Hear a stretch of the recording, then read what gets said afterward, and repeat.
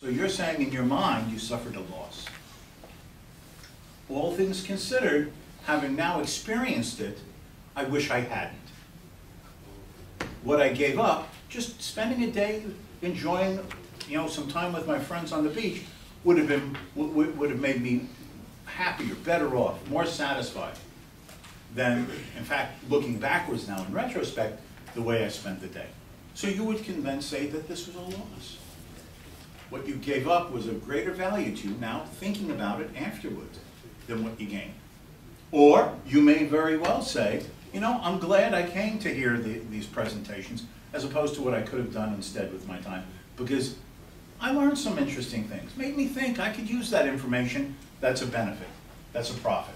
So everything we do, inescapably, since scarcity imposes the necessity of choice on us, and choice requires us to say, I either prefer A over B or B over A, means that we have to decide what is more important and less important in some relative sense.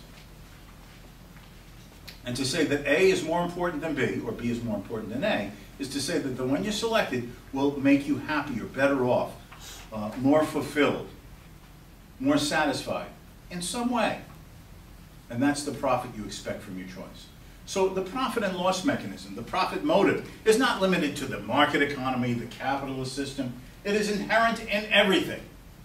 When the Castro brothers sit in communist Cuba, just a hop, skip, and a jump from here, and they're deciding what to do with their time or how to plan their economy, you know what they're doing? They're being guided by the profit and loss mechanism. It's their judgment. You might not agree with it, I might not agree with it, but in their mind, they're profit-motivated individuals. Well, I shall do this to stay in power because that will be a better method than if I did this and the consequences. It will be profitable to me to manage the society, manipulate people, blah, blah, blah, in this way as opposed to others. Because what's my goal? To remain in power. And I'm therefore choosing the means that will increase the likelihood of my staying in power to the greater degree. The profitable course of action. So even a communist cannot escape from the pursuit of profit if understood in this general, inescapable, universal sense.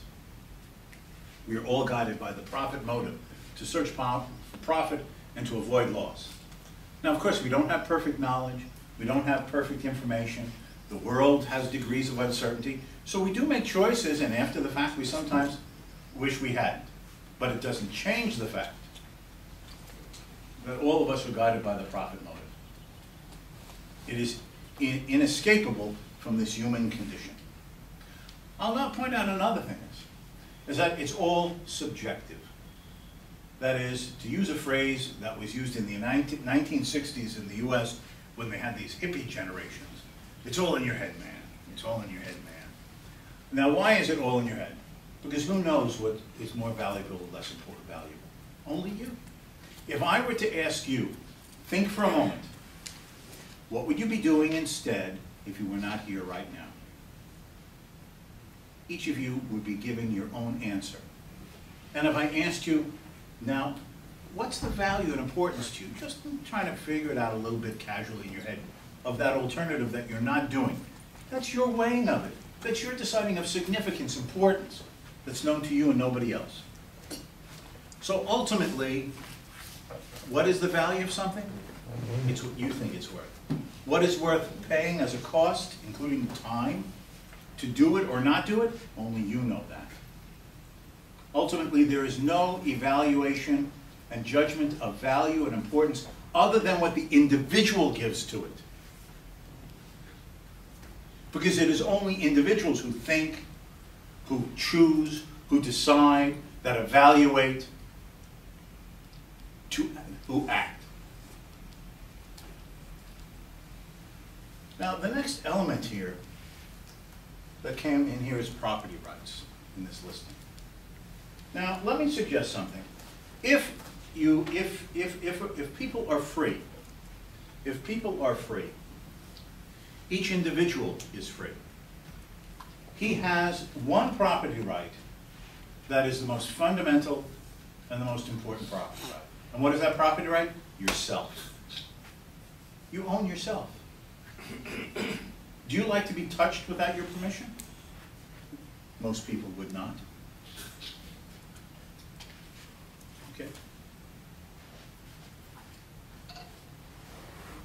Why would most of us, I would hope, in context of what we talked about earlier, object to being made a slave? I own me. It's my mind. It's my body. Who are you to tell me what I can do with my mind and my body? Hands off. To believe in freedom inescapably means a belief in property rights. Because there is no meaning to freedom if the individual is not presumed and treated and respected as owning himself.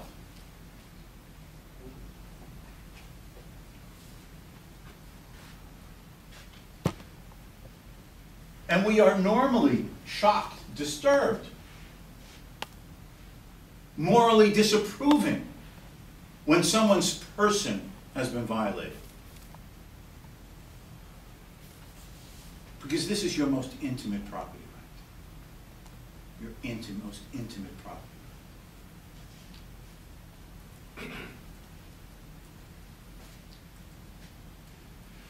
So you either own yourself or you don't. And if you don't own yourself, then someone else has a right to do with you whatever they want, including your body. Why are we normally shocked, and should be shocked, by that most intimate of human violations, rape? Because it is the invasion of another without their consent. A literal invasion of another without their consent. And we normally are most shocked and disturbed by this, because there is no more intimate violation of ownership of yourself.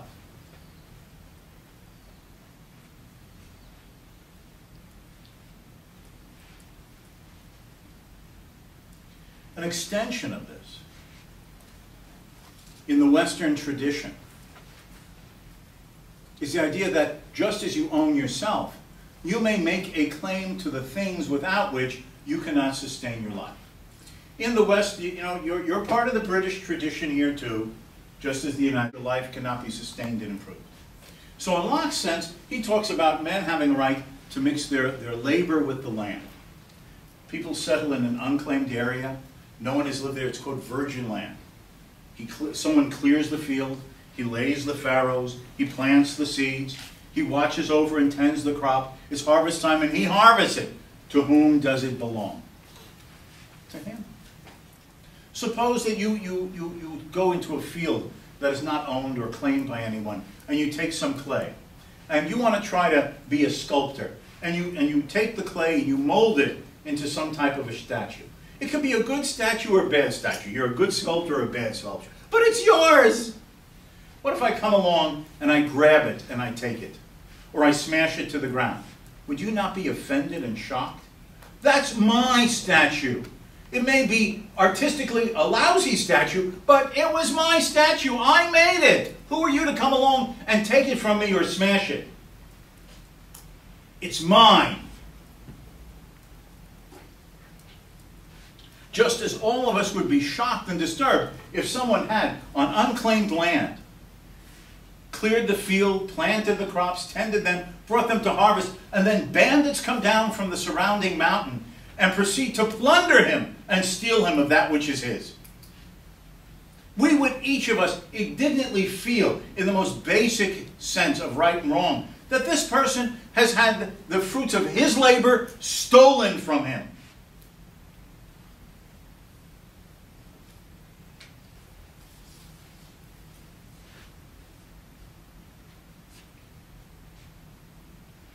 That which one's mind and one's body creates out of the resources and materials of the world are just primordially considered by each and every one of us as rightly belonging to the creator of it.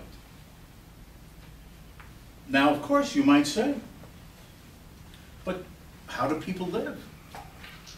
There isn't enough land for everybody to settle on an unclaimed piece of land or resources or raw materials that are necessary out of which things desired can be produced and manufactured. What about people? Well, that comes from gains from trade here.